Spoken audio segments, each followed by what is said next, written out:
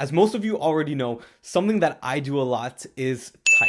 But I'm always looking for ways to improve and get better, and one of the ways that you can do that is by getting a better keyboard. So that's exactly what I did, and this is my review of the Redragon Bluetooth mechanical keyboard. So first things first, let's start off with the externals. Now this keyboard is what you would consider a 60% keyboard, and what that basically means is that instead of generally having the arrow keys like you'd expect, it actually cuts all of that out to have a nice smaller keyboard that I personally prefer. There's no numpad, there's no arrows, and it's a really nice small keyboard. And even though this guy is relatively tiny, this is definitely a heavy and premium feeling keyboard. The outer material is made out of some sort of hardened plastic, but this thing is really heavy, especially considering its size. Now, I'm not gonna lie, but the design on these keycaps are definitely gamer oriented, which is personally not really my style, but they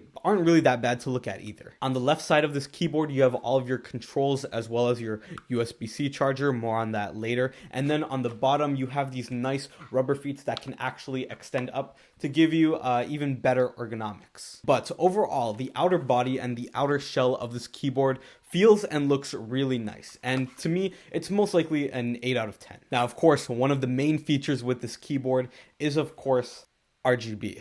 And now the RGB that's on these keys is actually on each individual key, which makes this RGB setup look really, really nice. You can even see on camera, everything around me is really bright, but you can just see how bright and vibrant these keys are. And there are a lot of settings in case you want to change the different patterns that these keys actually have. There's a lot to choose from, and you can have some really nice looking RGB setups. But of course, the main reason that you would be buying this keyboard is of course the keys themselves. Now, when you actually go to buy this keyboard, you have a couple options, and personally, I opted for the brown variant, which is more of like a mixture between a very, very clicky typist as well as somebody that would want to be more casual. It's kind of in the middle between a gamer who wants to have that really nice precision as well as typer who wants to have that nice click and that nice feedback. Now, before the comments start coming in, I don't think that these are actual legitimate Cherry MX switches, but I mean, honestly, I don't even notice the difference. And to me, they feel really, really nice. I mean, these keys are tactical and they're responsive, and they give a really, really nice click when typing on them. Not only that, but these keys aren't like super loud or obnoxious, but they also aren't mushy or silent. It's like a really nice in-between that I personally really like for a lot of the typing that I do. And the best part is that if you're different than me and this personally isn't what you're into, then they have a lot of options that you can choose from, and they include a kit so that you can change the keys and the switches yourself. So what are the best features when it comes to this Redragon Bluetooth keyboard? Well, the first thing for me is obviously that really, really nice typing experience. Now, I'm going to be completely honest with you guys. I do actually type faster on my laptop keyboard, but something I can say for certain is that typing on this keyboard is actually so much more fun than typing on my regular laptop keyboard. Just something about the tangible click of actually pressing into the keys makes this experience just so much better. Next up, let's talk about the connection and the battery life. Connecting this keyboard to your laptop is really easy and really reliable, so that is always a really good first impressions. All you need to do really is just turn it on, make sure that you have it in one of the 3 different devices that you can have it connected to, and then the pairing process is just so easy. And next up, the battery life, which honestly surprised me because I basically plugged this in once, and then after that was pretty much it. I never really had to plug it in again, and I was using this keyboard a lot, even with the RGB lights on. The battery life on this keyboard has just been insane, and whenever you need to plug it back in, it has a USB-C charger, which is always great to see. Alright, but now let's talk about some of the drawbacks when it comes to talking about this mechanical keyboard. So the very first thing that I noticed when using this keyboard was the ergonomics. Honestly, I found that they weren't the best for me, and that if you're going to pick up this keyboard, you're really going to need some sort of wrist mat mat just to make sure that your hand is up to the level of the keyboard itself, because I found that for long periods of time, it just became very uncomfortable because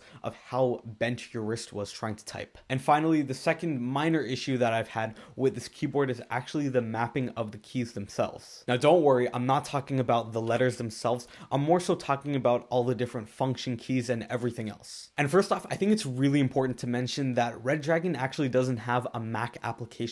So even if you want to try and change the mapping of the keys themselves, you're gonna have to wait until they come out with that app. And next up, I know that I could have chosen a different size of the keyboard, but I just found the key mapping of the arrow keys to just be a little bit awkward, because I'm personally somebody that uses that a lot. It just makes me work so much faster, and I found that clicking the function keys on one side of the keyboard and then trying to click at the same time on the other side, it was just super inefficient. It was slowing me down, and remapping it would just be so nice. And finally, this isn't really a drawback, but I think it's something that you should just keep in mind before you buy a keyboard like this. It's just to remember that buying a mechanical keyboard is not going to make you a faster typer. And if you want, I can talk about this in a future video, because I know a lot of you guys are interested in typing. Now let's talk about the price. So right now this keyboard is around $100 Canadian, but I picked mine up for around 75. So just make sure that you're looking out for sales and promotions and all that, so that you can get a good deal with this keyboard. Because honestly, if you're looking to up your setup and just have that better typing experience,